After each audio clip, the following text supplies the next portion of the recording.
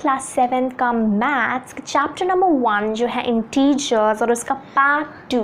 तो अगर आप लोगों ने इसका पार्ट 1 नहीं देखा तो प्लीज़ मैं वो डिस्क्रिप्शन बॉक्स में दे दूँगी और आई बटन पे उसका लिंक मैं दे दूँगी, ठीक है। तो आप लोग आई बटन से देख लीजिए का पार्ट 1, तभी आप लोग पार्ट 2 पे आइए। अगर आपने नहीं देखा तो उसको पहले देख लीजिए, देन आप पार्ट 2 पे आइए, नहीं तो आपको पार्ट 2 बिल्कुल भी समझ में नहीं आएगा कि उसमें क्या होगा। तो पार्ट 1 ज़रूर देखिए, ठीक है। तो अब हम आज के सब टॉपिक से बढ़ते हैं। लेट्स इसमें का सब टॉपिक है फर्स्ट, वो है हमारा मल्टीप्लिकेशन ऑफ इंटीजर्स। तो पहले हमने पहले सेशन में पढ़ा था या फिर पार्ट 1 में हमने पढ़ा था subtraction and addition of integers. तो अब हम पढ़ेंगे मल्टीप्लिकेशन ऑफ इंटीजर्स, ठीक है। तो मल्टीप्लिकेशन ऑफ इंटीजर्स के हमारे पास 4 पॉइंट्स है कि अगर हमने अगर हमने प्लस इंटू प्लस किया तो हमारा आंसर क्या आएगा, माइनस इंटू माइनस किया तो हमारा आंसर क्या आएगा, ऐसी करके हमारे पास इसको मल्टीप्लिकेशन ऑफ इंटीजर्स को समझने के लिए हमारे पास कुछ यहाँ पे सम्स या फिर कुछ फॉर्मूला टाइप दिए हुए हैं, तो हम उसको समझते हैं फर्स्ट। तो ये क्या है, minus into minus is equal two plus into plus is equal two plus. इसका मतलब क्या होता है कि अगर हम किसी भी दो पॉजिटिव इंटीजर्स को मल्टीप्लाई करेंगे तो उसका जो आंसर आएगा वो हमारा होगा पॉजिटिव।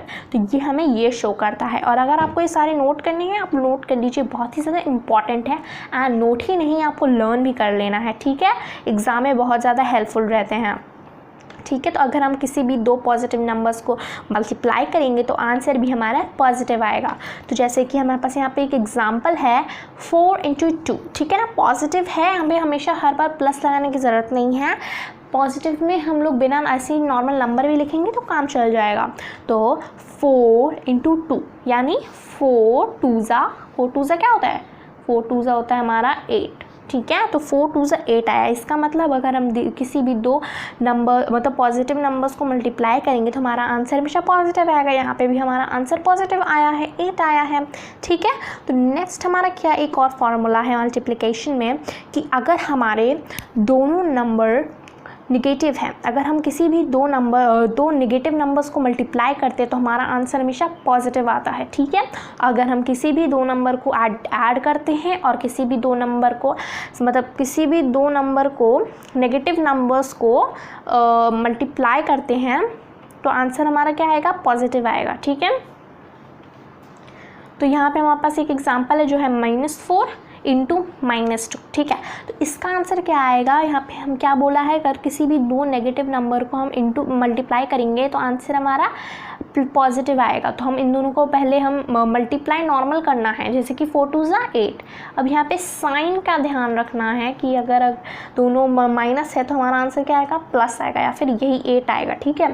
तो यहाँ पे सिर्फ साइन के बारे में इसने बताया है। अगर हमको मल्टीप्लाई करना है, मल्टीप्लाई हमको नॉर्मली ही करना है, बस यहाँ पे साइन का ध्यान रखना है, ठीक है। तो नेक्स्ट हमारा क्या है, अगर हम किसी भी एक पॉजिटिव और एक नेगेटिव नंबर को मल्टीप्लाई करते हैं तो आंसर क्या आएगा, हमारा नेगेटिव आएगा, ठीक है। अगर हम किसी भी नेगेटिव इनटू पॉजिटिव करते हैं तो आंसर हमारा निगेटिव आएगा। तो इसका भी एक एग्जांपल देख लेते हैं। मैंने सब में एक ही लिया है ताकि आपको इसमें डिफरेंस समझ में आ जाए, ठीक है। तो यहाँ पे क्या है हमारा -4 × 2। तो पहले हम नॉर्मल मल्टीप्लिकेशन करेंगे। 4 2 क्या होता है मेरे पास, 8 होता है। एंड देन अब साइन का ध्यान रखना है, इसने क्या बोला, अगर किसी भी नेगेटिव एंड पॉजिटिव नंबर को मल्टीप्लाई करेंगे तो आंसर आएगा हमारा निगेटिव। तो ये जाएगा -8, ओके। तो यहाँ पे पॉजिटिव थे दोनों, अब यहाँ पे हो जाएगा माइनस। तो नेक्स्ट है अगर हम किसी भी पॉजिटिव इनटू नेगेटिव करेंगे तो आंसर हमारा नेगेटिव आएगा। तो इसका आंसर हम देखते हैं क्या होगा। 4 2 8 लिख दिया एंड देन यहाँ पे एक हमारा नेगेटिव है तो यहाँ पे माइनस डाल देंगे, ठीक है। इसका बहुत इजी सा फंडा है कि अगर आपके दोनों अगर दो पॉजिटिव चीज़ों को आप मल्टीप्लाई करेंगे और अगर आप दो नेगेटिव चीज़ों को मल्टीप्लाई करेंगे तो आंसर हमेशा पॉजिटिव आएगा। एंड अगर आप प्लस इंटू माइनस करते हैं या फिर प्लस इंटू माइनस या फिर माइनस इंटू प्लस करते हैं तो हम आपका आंसर हमेशा नेगेटिव आएगा, ठीक है। जैसे कि यहाँ पे हुआ है एंड यहाँ पे हुआ है, ठीक है। आप ये सब नोट कर लीजिए, ये बस साइन के लिए आपको बताया कि अगर आप ऐसे करेंगे तो आपकी साइन यहाँ पे क्या चेंज होगा, सिर्फ साइन चेंजिंग के लिए है, ठीक है। आपको मल्टीप्लाई हमेशा सेम ही करना होगा, ओके। तो ये था हमारा मल्टीप्लिकेशन ऑफ इंटीजर्स। अब हम देखेंगे डिवीजन ऑफ इंटीजर्स कैसे करते हैं, ठीक है। वो नेक्स्ट है हमारा डिवीजन ऑफ इंटीजर्स। तो डिवीजन ऑफ इंटीजर्स क्या होता है, अब हमने जैसे कि सीखा प्लस माइनस मल्टीप्लिकेशन, अब हम डिवीजन सीखेंगे क्या होता है। तो डिवीजन के लिए भी यहाँ पे हमारे पास सिंबल्स का सिस्टम दिया रखा है, ठीक है ना, यहाँ पे फॉर्मूलाज दिया है और मैंने यहाँ पे पहले से यहाँ पे एग्जाम्पल्स लिख लिए हैं हम, तो अब हम इसे करके देखेंगे, ठीक है। तो पहला क्या है हमारा, अगर हम दो पॉजिटिव इंटीजर्स को डिवाइड करेंगे तो उसका आंसर हमारा पॉजिटिव इंटीजर आएगा। तो अब हम वो देखते हैं कि कैसे। अगर हमने 4 और 2 को डिवाइड किया तो क्या आएगा हमारे यहाँ पे 2 आएगा, ठीक है। पॉजिटिव आया ना हमारे पास आंसर। तो ये है हमारे पास, मतलब ये सिंबल्स है, हमें ये सिंबल्स बताते हैं। हर जगह हमको 4 और 2 को नॉर्मली डिवाइड करना होगा।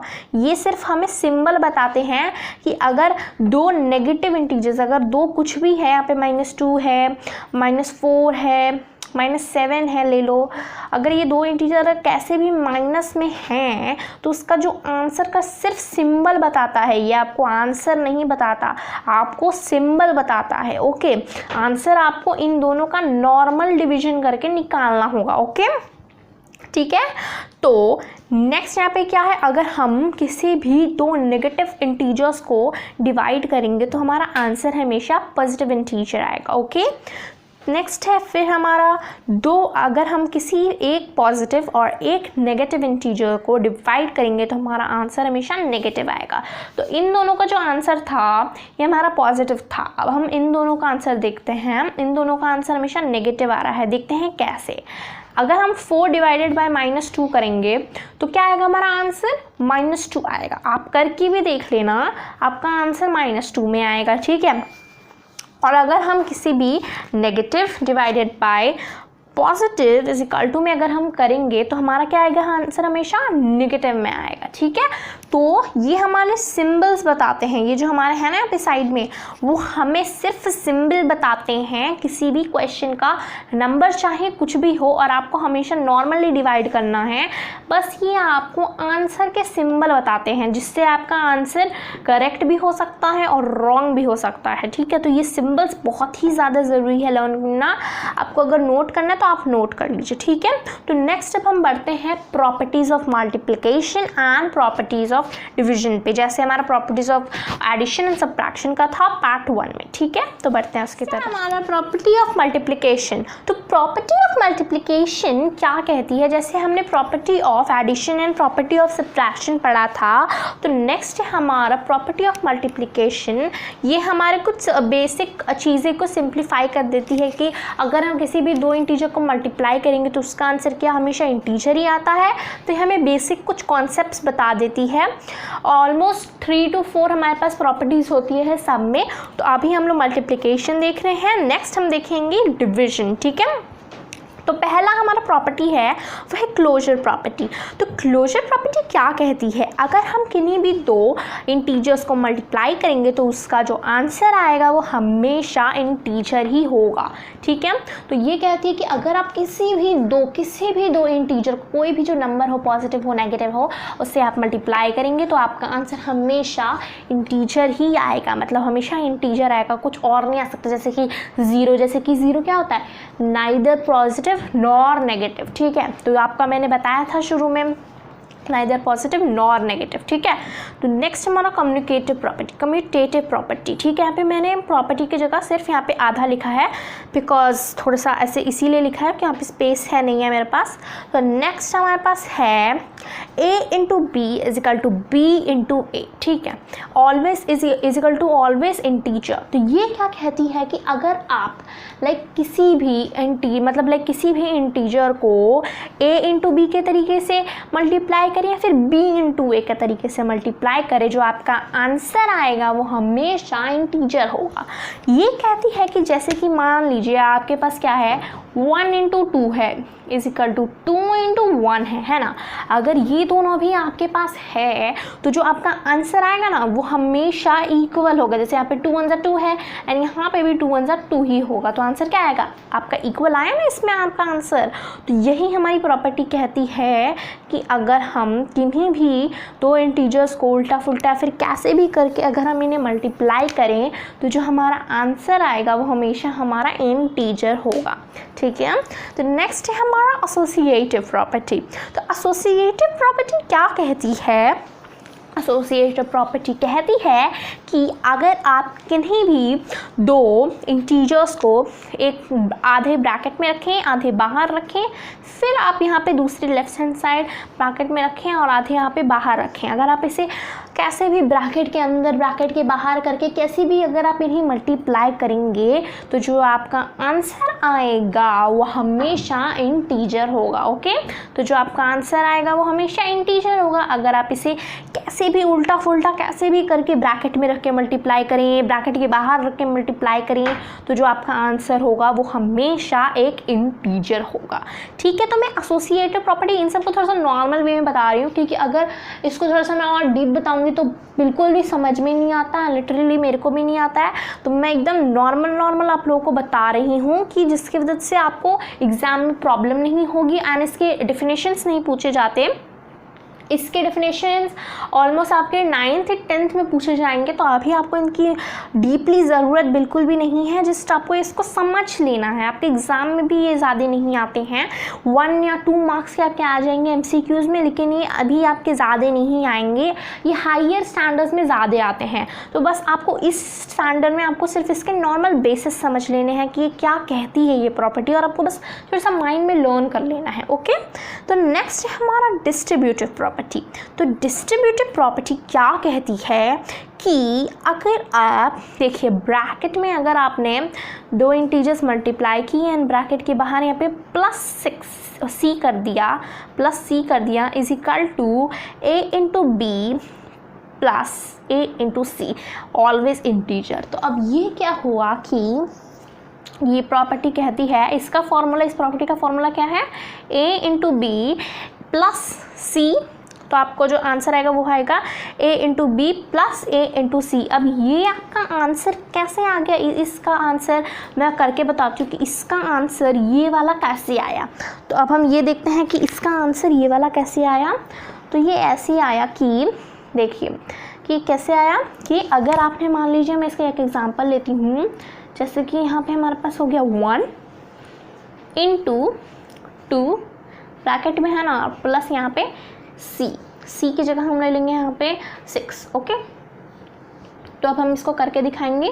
तो इसको हम कैसे करेंगे, इसको पहले हम जो बाहर वाला होता है ना डिस्ट्रीब्यूटिव प्रॉपर्टी में, आप उसको दोनों से मल्टीप्लाई कर दीजिए। ठीक है ना, जो बाहर वाला है उससे आप दोनों मल्टीप्लाई कर दीजिए। ठीक है, तो जब आप बाहर वाले से दोनों को मल्टीप्लाई कर देंगे तो मान लीजिए यहाँ पे हमारा c हो जाएगा, यहाँ पे हमारा a हो जाएगा। एक्चुअली यहाँ पे मैंने गलती कर दी। तो आप जब इस बाहर वाले से इन दोनों को मल्टीप्लाई कर देंगे तो जो आपका आंसर आएगा वो आपका ऐसे आएगा, देखिए, और 6 इंटू 1 प्लस आपका क्या हो जाएगा 6 इंटू 2। जैसे कि यहाँ पे आया ना कि अगर आप a से इन दोनों को मल्टीप्लाई करेंगे तो क्या हो जाएगा a into B plus a into C.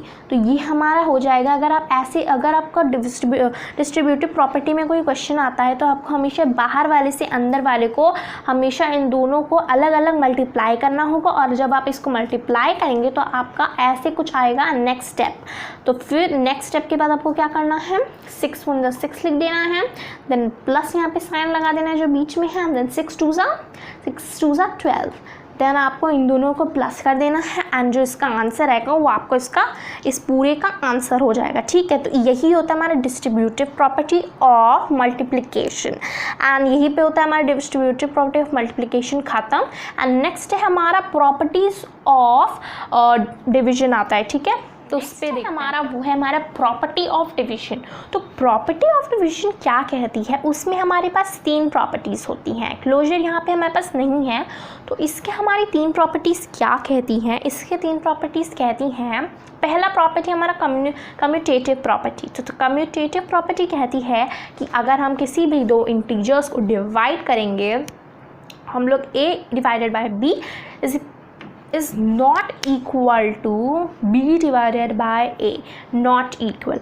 अब ये इक्वल क्यों नहीं होगा, क्योंकि इसका रूल है भाई, क्योंकि अगर हम किसी भी इंटीजर्स को अगर हम a डिवाइडेड बाय b करेंगे और अगर हम b डिवाइडेड बाय a करेंगे, उसका उल्टा करेंगे, तो जो आंसर होगा हमारा वो नॉट इक्वल होगा। ठीक है, तो नेक्स्ट जो है हमारा वो है हमारा एसोसिएटिव प्रॉपर्टी। तो एसोसिएटिव प्रॉपर्टी क्या कहती है कि अगर हम किसी भी इंटीजर को ब्रैकेट में रख के डिवाइड करेंगे एंड उसके बाहर अगर हम इस टाइप के अगर हम रूल फॉलो कर रहे हैं अगर किसी भी डिवीजन में, तो वो दोनों उसका जो आंसर आएगा, मतलब लेफ्ट हैंड साइड और राइट हैंड साइड का जो आंसर आएगा वो इक्वल नहीं होगा, क्योंकि ये रूल है। अगर आप ऐसे करके कोई भी चीज़ को डिवाइड कर रहे हैं ब्रैकेट एंड ब्रैकेट के बाहर रख के, अगर आप इस रूल को फॉलो कर रहे हैं, तो जो आपका आंसर आएगा वो हमेशा इक्वल नहीं होगा, और इक्वल होगा ही नहीं, क्योंकि ये प्रॉपर्टी कहती है, ये रूल है हमारा मैथ्स का। तो ये फॉर्मूला टाइप है। तो नेक्स्ट है हमारा डिस्ट्रीब्यूटिव प्रॉपर्टी। डिस्ट्रीब्यूटिव प्रॉपर्टी क्या कहती है कि अगर हम ब्रैकेट के बाहर a multiplied by b divided by c, फिर bracket close is equal to c bracket में a डिवाइडेड बाय b, अगर हम ऐसे करके लाइक इसको डिवीजन को अगर हमारा कोई सम इस टाइप से आता है, तो जो उसका आंसर होगा वो इक्वल नहीं होगा, क्योंकि हमारा डिस्ट्रीब्यूटिव प्रॉपर्टी का रूल है। अगर इस टाइप का कोई क्वेश्चन आता है इस टाइप के फॉर्मूला पे बेस्ड, तो उसका जो आंसर होगा वो इक्वल नहीं होगा, क्योंकि ये हमारा डिस्ट्रीब्यूटिव प्रॉपर्टी ऑफ डिवीजन कहता है। ठीक है, इसमें कुछ ज़्यादा नहीं है, बस आपको समझना है कि अगर आप इसको इस टाइप से डिवाइड करेंगे, आपका इसका आंसर इंटीजर आएगा कि नहीं आएगा, इक्वल है कि नहीं है। तो यही बस ये कहता है प्रॉपर्टीज। ठीक है, तो यही खत्म होता है हमारे क्लास 7th के मैथ्स का चैप्टर नंबर 1 जो है इंटीजर, और उसका पार्ट 2, एंड इसका पूरा चैप्टर यही खत्म होता है। सो प्लीज़ मेरे चैनल को सब्सक्राइब कीजिए, अब बेल आइकन दबा दीजिए, जिससे आने वाली सारी वीडियो की नोटिफिकेशंस आपको जल्द से जल्द मिल जाए। एंड प्लीज़ इस वीडियो को थम्स अप दीजिए और इस वीडियो को ज़्यादा से ज़्यादा लोगों को शेयर कीजिए, ताकि उन्हें भी मेरे चैनल के बारे में पता चले। Thank you. So take care.